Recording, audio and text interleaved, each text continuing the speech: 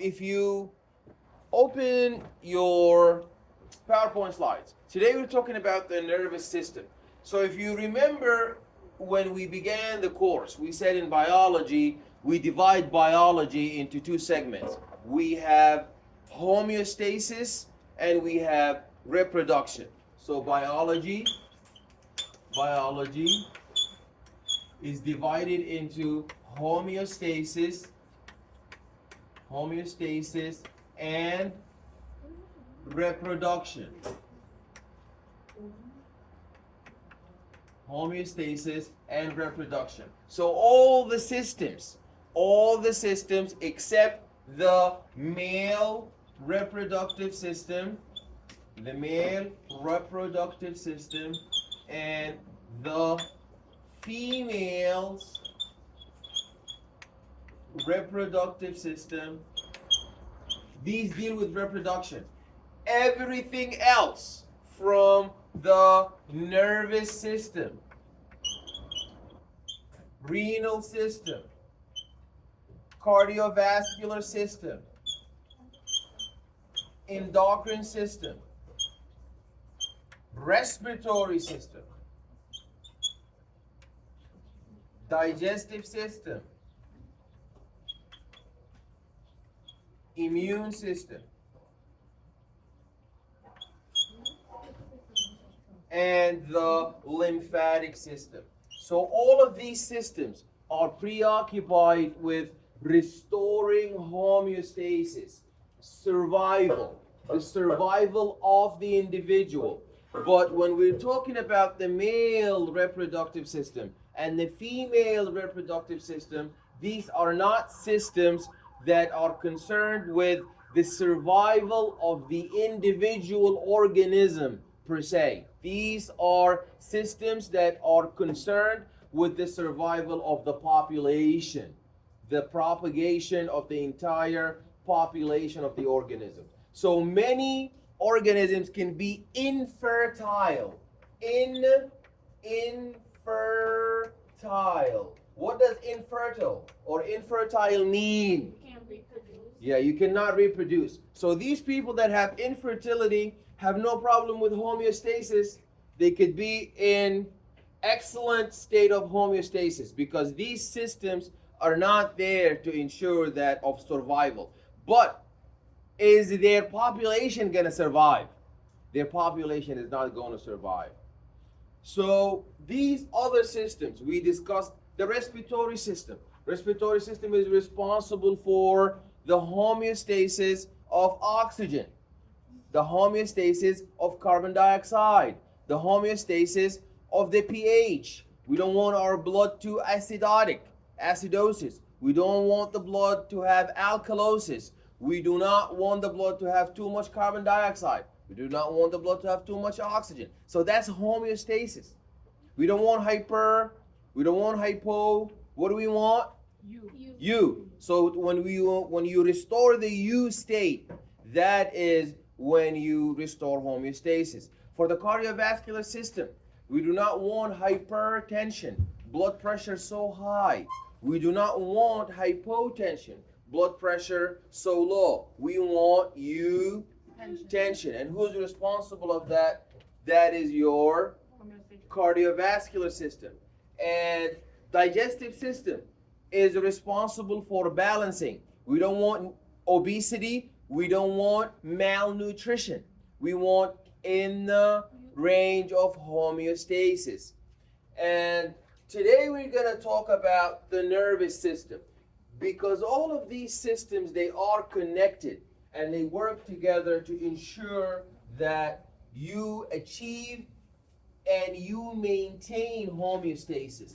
So, what is this nervous system made up of? The nervous system is divided. We have to divide everything structurally and functionally. Remember, we said that this building, this school, we can divide this school structurally. Like you have buildings, you have libraries, you have offices. So that's a structural classification. But you also divide the school functionally. So that's learning environments, and you have processing environments, like in your labs, and in your the offices, and where there's administration. So that's a function. Their function is administration. But here there is no administration. Here is learning. So the same way, remember when we discussed the respiratory system, we divided it structurally into upper respiratory tract and a lower respiratory tract. But then functionally we divided it into conductive part and respiratory part.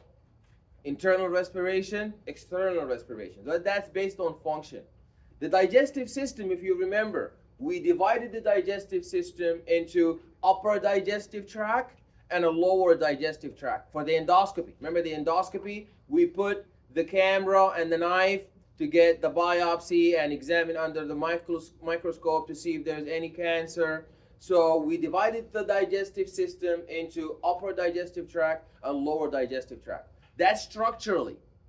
But functionally, we divided it into 5. We said there is a region for ingestion, there's a region for digestion, the third region was absorption, there's also a region for digestion, secretion, there's also compaction. You're going to learn that. There's compaction, and lastly there's excretion. But the point is, we must divide all of our systems based on structure and function. So the nervous system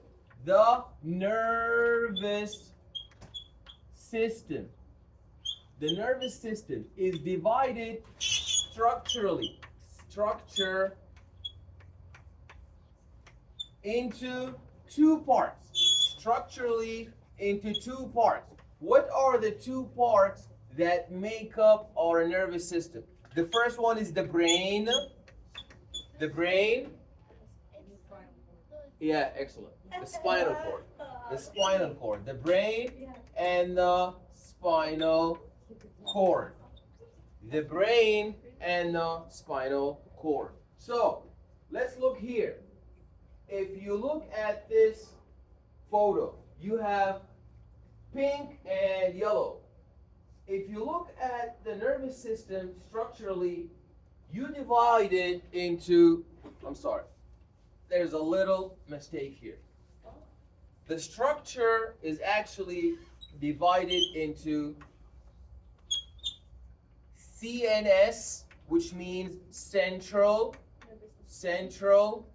nervous system. Central nervous system. While the other division is known as PNS. What does PNS stand for? Peripheral nervous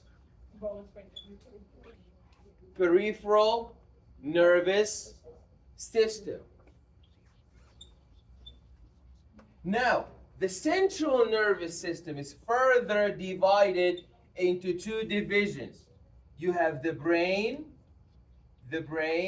and the spinal cord.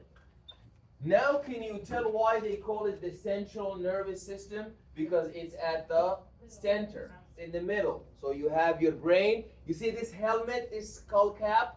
You know, you put the money inside the safe so nobody can break the safe. So money, something valuable, you have to cover it up. If something that's valuable, you have to protect it. So your brain is the most important organ. That's why it's protected with this skull cap. You have the skull. The skull, this bony structure that protects your brain.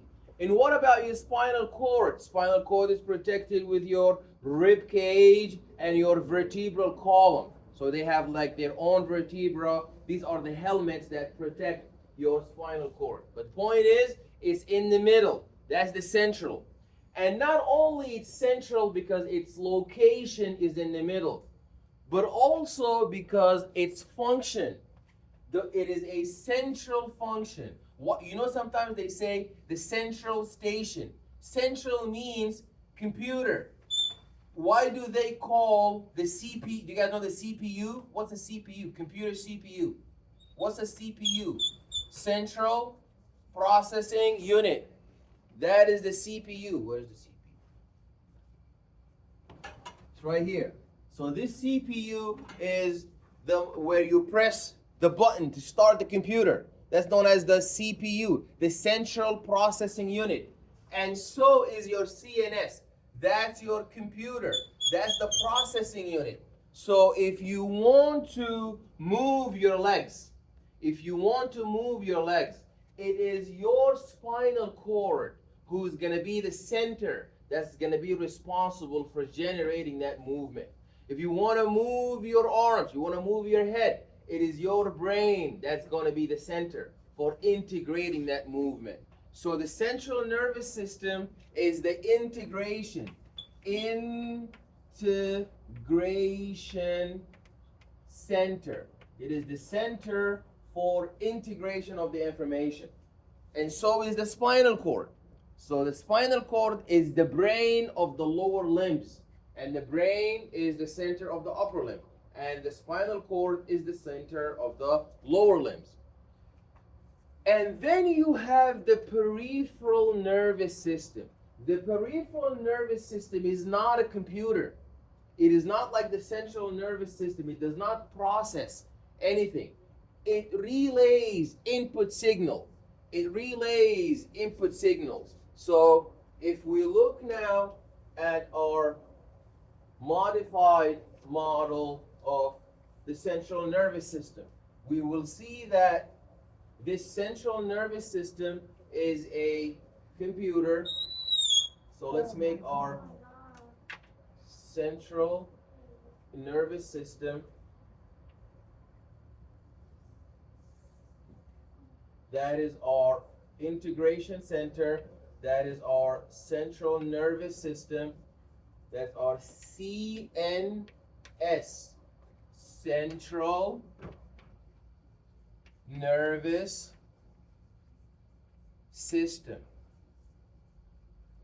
That is our brain, and that's plus the spinal cord. The brain and the spinal cord. Now, in order to get the information to the central nervous system, you make a phone call. You make a phone call to the police station. The police station is your central nervous system. So you make a phone call. That's called an input. You give an input to your central nervous system. Then the central nervous system is going to process that input, and then the central nervous system is going to send out a correcting output. It's going to send out a correcting output. There's a correcting output. So you call the cops, you call the police, you tell the police there is a crime, there is a homicide, there is some form of assault, there is some sort of fraud. So the arrow is going to point to the center. You call 911. Then 911 is going to process the call, and they're going to generate an output to send an effector, an effector signal to repair the problem. So input and output. Input is always sensory because we sense. You touch temperature, it's too hot. You touch the temperature, it's too hot. Or maybe it's too cold. Or you press on something that hurts your arm, pain. Or maybe we look in the blood, there is so much sugar, or too little sugar, too so much salt, too little salt. So this is sensation. So an input signal is always sensory. An input signal is always sensory. How do we know it's sensory? Because it comes off a receptor. So a receptor is a sensory receptor. Okay? So if we're gonna sense, your blood has chemoreceptors. These chemoreceptors, what do? They taste the blood. It's too sugary. That's hyperglycemia, too much sugar. Then let's send the information to the computer, the pancreas, to secrete insulin to lower the sugar. Or maybe it's too salty. Now let's send information to the kidney to throw out the sodium. So you always sensing. You're sensing with chemoreceptors. Okay? You're also sensing with mechanoreceptors. That's how you feel compression. That's how you feel this mechanical compression using mechanoreceptors. Mechanoreceptors. Okay? And you also feel the heat with thermoreceptors. Thermoreceptors. So all these receptors are sensing. And once they sense there's a deviation in homeostasis, they send an input signal that is sensory. Well, if the input signal is sensory, what should the output signal be? We're taking guesses. If the input signal is sensory, sensing something, like for example, you heard somebody screaming. Is that not a sense? Yeah. You heard somebody, you saw somebody having a heart attack, they need the ambulance. You saw something. You smell some like toxic chemical that's like poison. So you sense that. So always your input signal when you make the phone call, when you want a correcting response, is always sensory. Then what about the output? To stop doing. Yeah, to stop doing it. What is that gonna be? What's the opposite of sensory? Who wanna get extra 5 points on next exam? What's gonna be the opposite of the sensory? Reaction. It's a reaction. You know, sensory is a reaction too, because it's too hot and the temperature goes into. Okay, don't Google things. Okay, you guys are Googling things, whatever, forget it. No. It's what is motor. reaction? Motor. So the opposite of sensory, the opposite of sensory is motor. And that makes sense, because if I touch a hot stove, what happens involuntarily? I pull my finger back, otherwise it's gonna burn. Okay? If too much sugar is in the blood, my pancreas is going to release and secrete, and it's gonna contract like a sponge, secreting a lot of insulin, and insulin is gonna lower blood glucose. So the output is always motor. The input is always sensory, the output is always motor. The last thing is, this sensory input is carried by what kinds of nerves? You know, your body doesn't receive information from the receptors with 911 call. It has certain types of nerves. These nerves are known as afferent nerves. Afferent. So the afferent nerves, they are sensory and they carry input. Sensory input, that is afferent. Sensory input, afferent. Sensory input, afferent. If I have such hot temperature, if I have too much sugar in my blood, if my blood pressure is so high, if there is some mechanical compression that I'm feeling, who's gonna carry that information to my central processing, my central nervous system? It's an input sensory afferent neuron. How do you know that? Remember when we said the artery begins with an A, it carries blood away from the heart? Same thing with afferent. Afferent carries the signal away from the site where there's a signal. So this is the alarm signal here. Osmoreceptor, mechanoreceptor, pain receptors known as nociceptors. So the information is going to get out. The signal is going to flow away, out from the sensory input afferent through afferent neurons. Now, when we are generating an output signal, we're not going to use an afferent neuron, since we're going to go to do an effect So these are called effector. Efferent. These are efferent neurons. So afferent neurons carry sensory information toward the computer. Efferent neurons carry the effect, the motor effect to repair the problem. They carry the motor effect. That's why they call them effectors, because they do the effect. So these guys are this right here is your central nervous system. You're trying to get, that's your police station. That's your police station, is your central nervous system. And these two guys, the afferent and the efferent, the input and the output, the motor and the sensory, all of that is your peripheral nervous system. All of this division right here, that is your peripheral nervous system. So peripheral nervous system is all about getting info to or taking info out of. But the actual processing happens in your brain and spinal cord. This is really important. So what's the name of this whole division that is responsible for central processing and integration and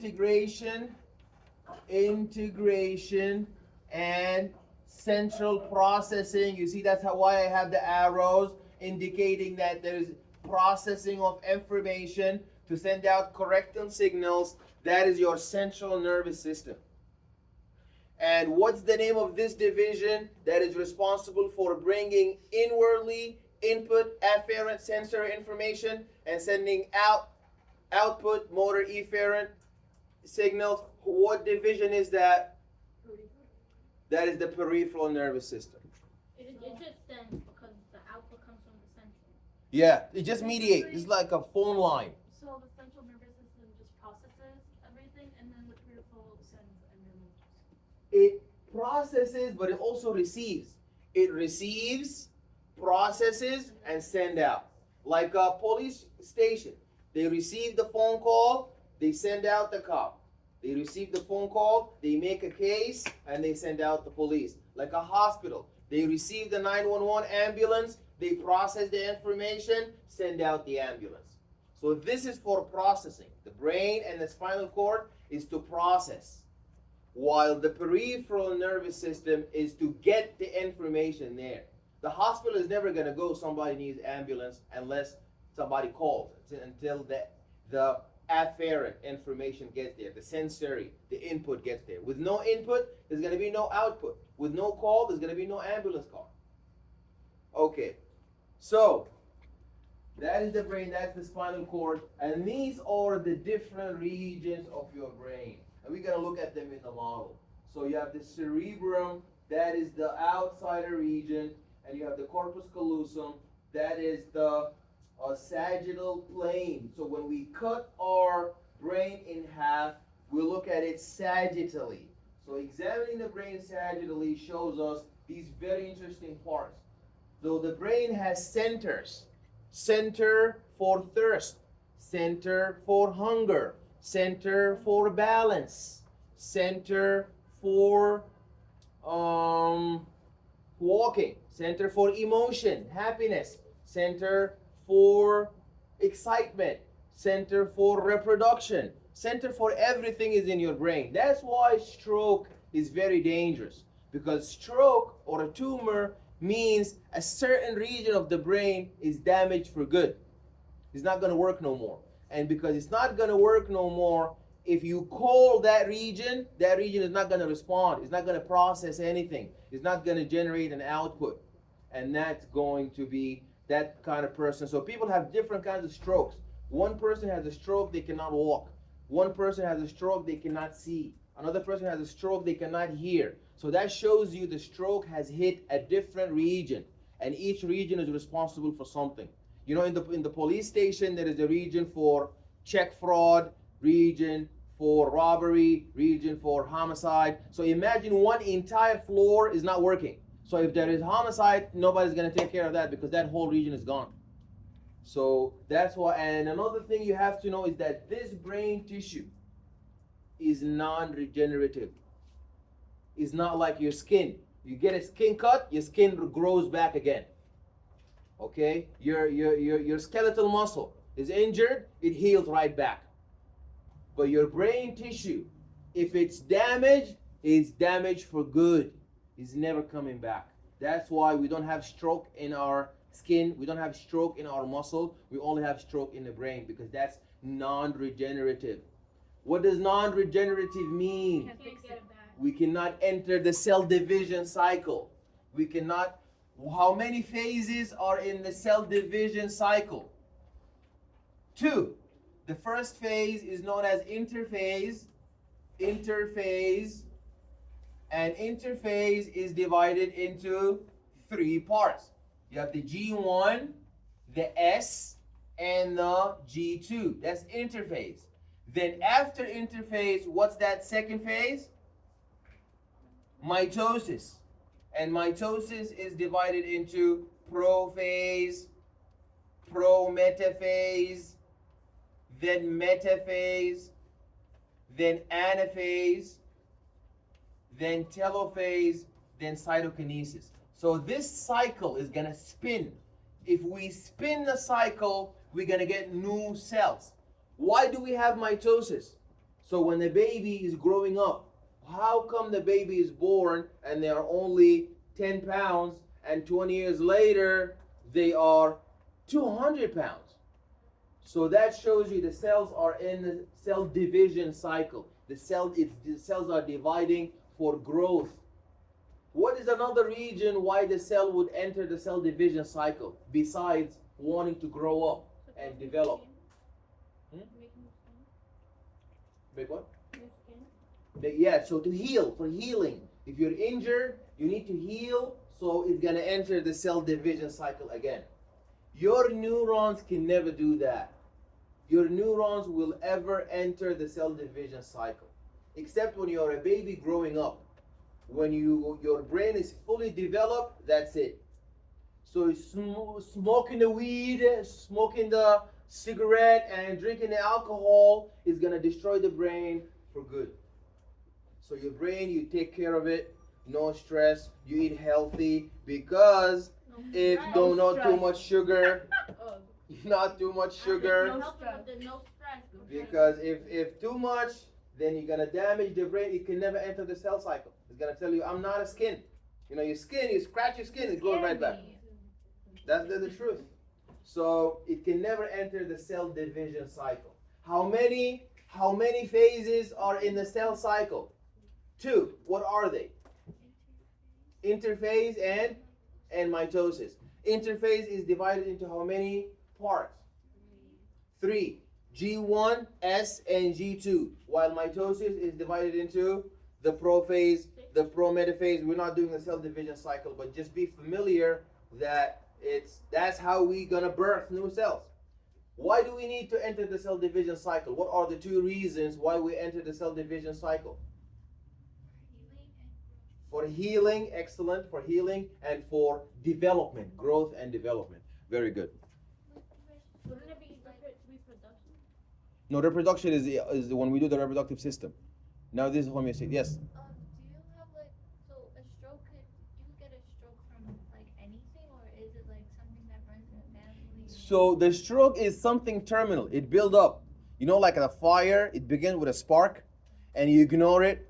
And the guy is eating the big burger, the double burger, and he's eating so much cholesterol and so much cholesterol, and he does blood work, and the doctor warns him, and he says, okay, I'm never again gonna do that, and then goes again and get the big burger with cheese.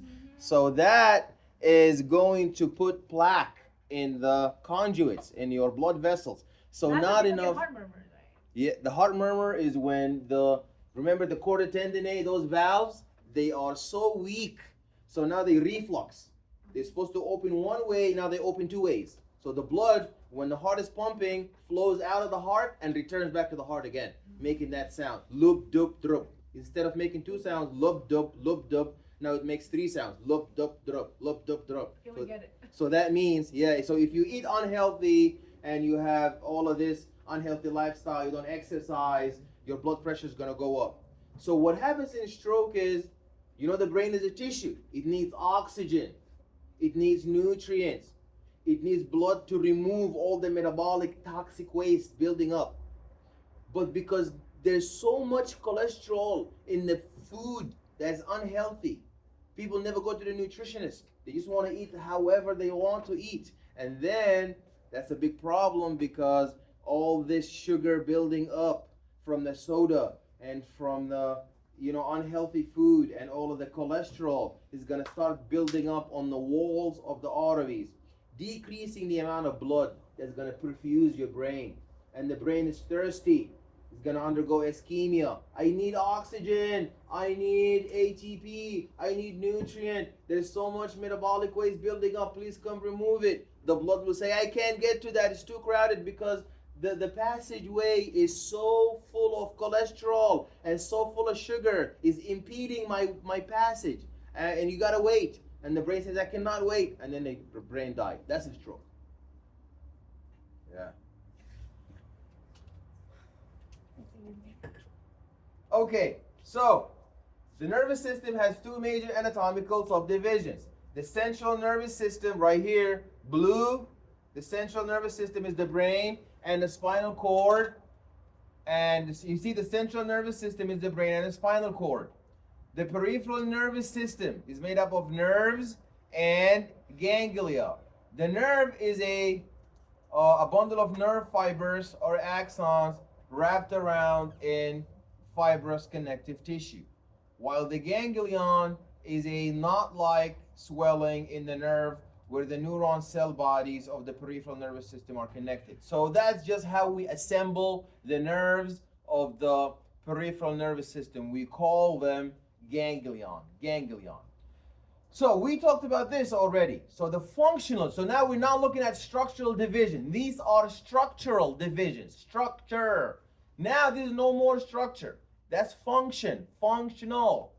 So the functional divisions of the peripheral nervous system are, the peripheral nervous system is functionally divided into sensory, and motor divisions. Sensory and motor divisions. So the sensory means afferent. The sensory means afferent, input.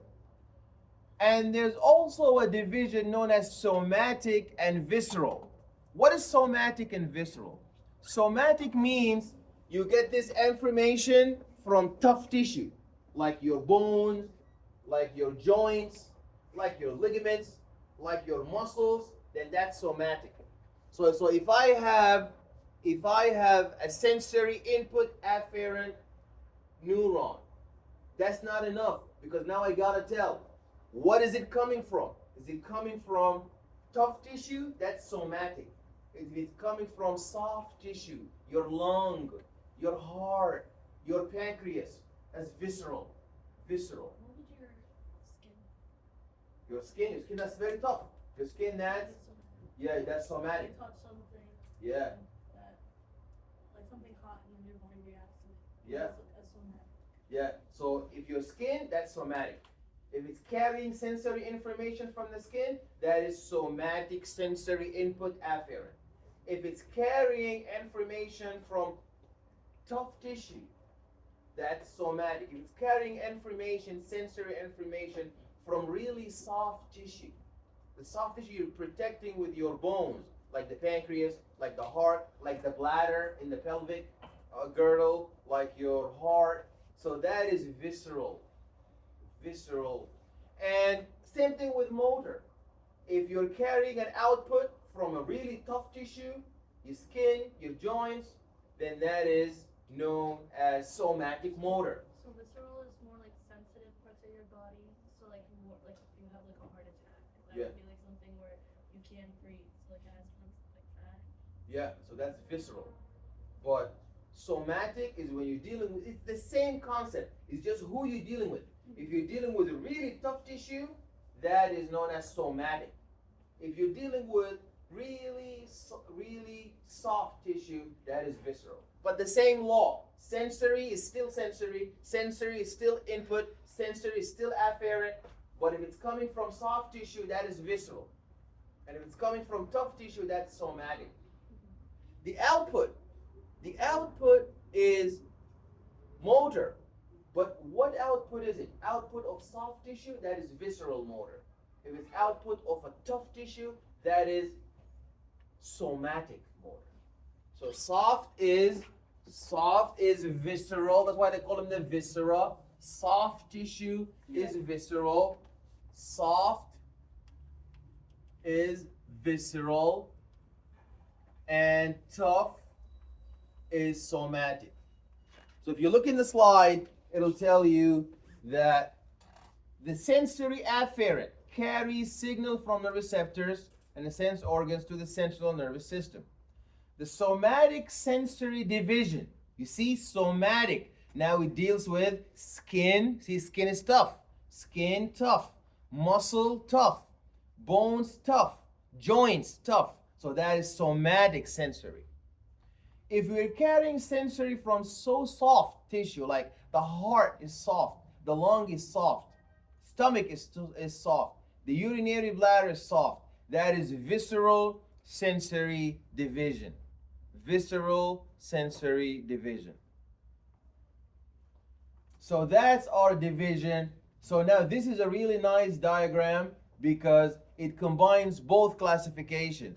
It combines both structural and functional. So you have the central nervous system divided into brain, spinal cord. You see it. That's brain, that's spinal cord. If you look at the peripheral nervous system, you have motor and sensory divisions. Motor, you can either have somatic motor if you're dealing with an output of tough tissue, or visceral motor if you're dealing with the output of soft tissue. But in the sensory division, you have visceral sensory and somatic sensory. Now, if you examine this visceral motor division, it is further divided into sympathetic, parasympathetic, and enteric. So the sympathetic is when you're fight or flight. Fight or flight is when you're under stress. You know the sympathetic nervous system and the parasympathetic nervous system, they're like a seesaw. If one is up, the other one has to be down. They're playing tug of war. So if the peripheral nervous system is on, so the central nervous system is known as fight or flight. Central nervous system is known as fight or flight. Sympathetic nervous system, sympathetic nervous system is known as fight or flight. It's one of those two. You're either gonna fight a big lion or run away from a big lion. There's no third option. And the parasympathetic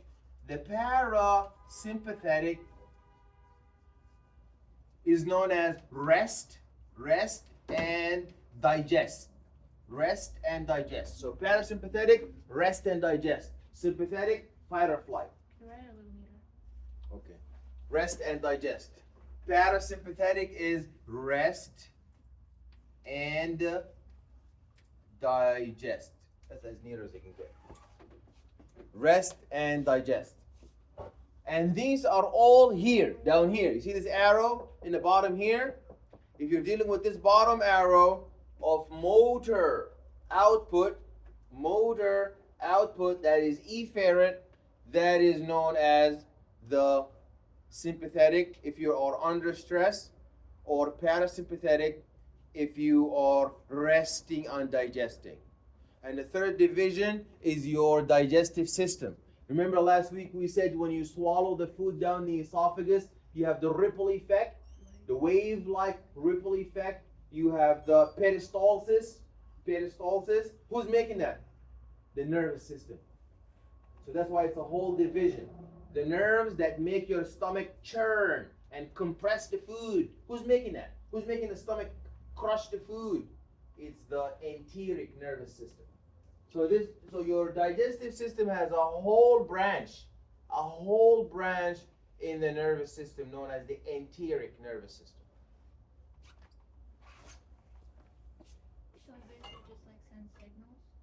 Yeah, to the digestive system only.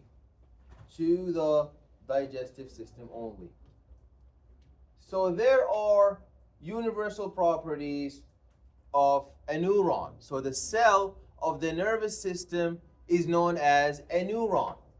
This neuron is excitable. Excitable. That means it will allow, it has the ability to respond to a stimuli. You know, you ever seen a lightning bolt open the door? Like a lightning bolt just burst the door wide open? That's exactly what happens in a neuron. So a membrane voltage, would pass by, and when it hits the ion channels, it's gonna open the ion channels, and then you're gonna have influx. You're gonna have influx of ions. That's known as excitability. That is known as excitability. There is also conductivity. Conductivity is the ability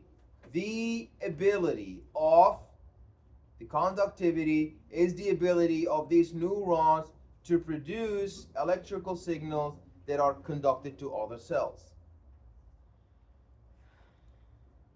So if you look at your models, so each group, okay, so our nerves have the ability to innervate muscle.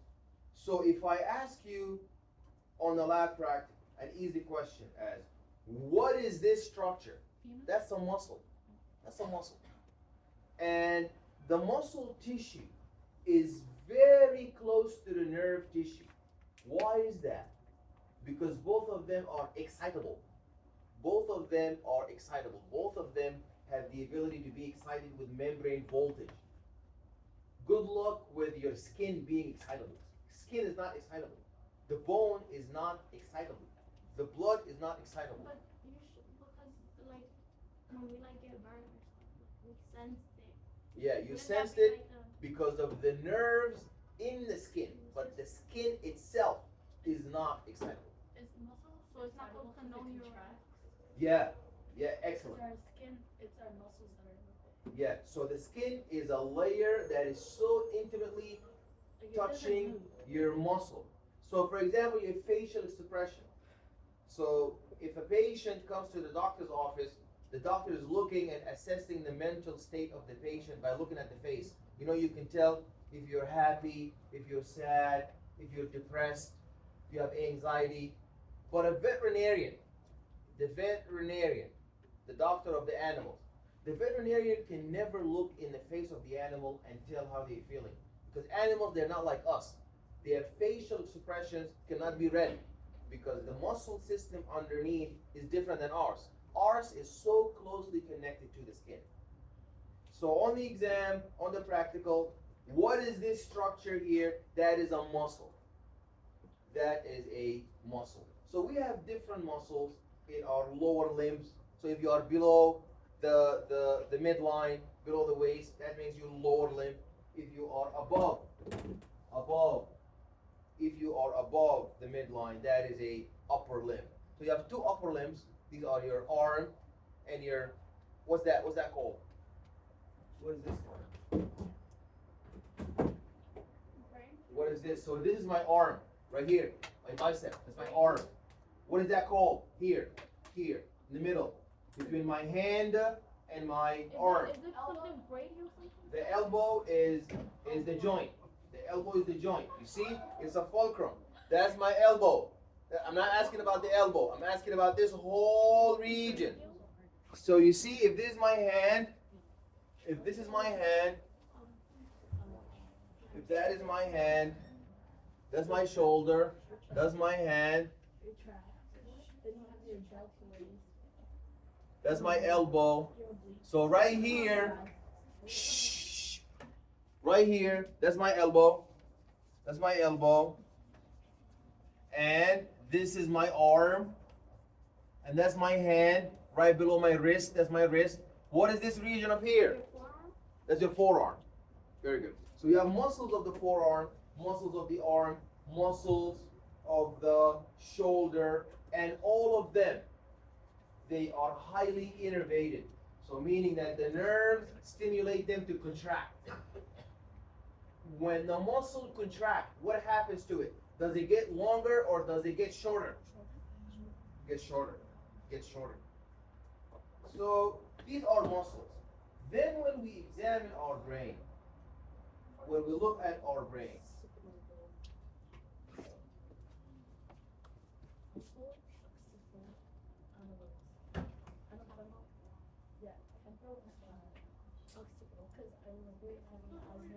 okay. So the major structures. So we're now looking at the details, the really tiny structures. So you have to know your cerebrum. This is a really huge, big structure. Then you have to know the cerebellum. That's important for walking. So this is your cerebellum. That little cap, greenish, and it looks like all sliced up. And there is also the pons and the cerebellum and the cerebral cortex, and that is the cerebrum. So can you pass this around?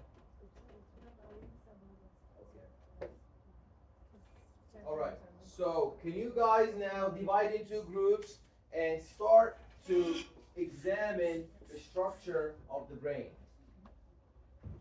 Yeah. So can you pass? Okay. Divide into the groups, please, and start to outline the structures of the brain, because that's going to be the last time you see these models. Yeah.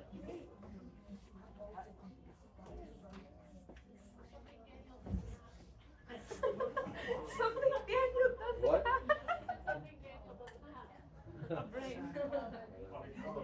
He has, because he's walking.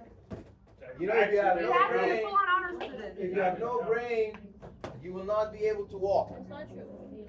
You still have a brain and not able to walk. Okay. Okay. You wouldn't have a stroke. What is she? No. That's for the long. Okay. In the back, do you guys have your brain structure right here?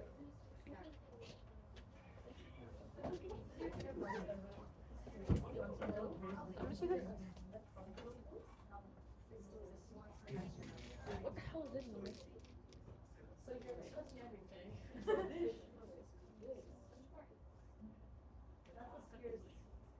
Is this the full brain or half of it? Yeah, that's the full brain. Okay, can you guys identify your cerebrum on the brain? Can you identify the cerebrum? This outer layer that is all cut up. I think there's a model there. Yeah. What's your name? Rachel. Can you go? Yeah, show them the. You guys are looking for a brain? Rachel has one here. So can everybody recognize the cerebrum? Okay. Okay. Can everybody recognize the corpus callosum? The corpus callosum. All right. And then this is the pineal gland. That's the gland for sleeping. I'm not going to ask you about that. That's too small. That's just for you to appreciate it. Pineal gland. And this is the pons. So you have to know the really big structures. You have to know your cerebellum. You have to know your cerebellum right here. Did everybody see the cerebellum? Where is it? I need a brain. So work with them. Amapola and Penelope. What is this? That's a half a brain. That's a quarter brain. Okay. Can you guys? Why don't you share with Rachel? We have to picture you the way so we don't have to. Continue. What else do we need to know in the exam? Yeah. Just the very big structures. Your cerebrum, the corpus callosum, That's this, right? and the thalamus. Yes. Okay. Okay. All right, guys. So in the slide and in the model, you're not responsible for every single thing. Just the stuff that I discussed on the video. That's why I'm telling you, when I post these videos for you online, go and rewatch them again. All the exam questions that I'm going to be making, whether for the models, the lab practical, or the concept questions that are based on what I discuss in class. So use that to guide you what to focus on the model and what to focus on the slides if I give you slides. So some stuff here is for general information, but the stuff that I want you to know is what I discuss in class.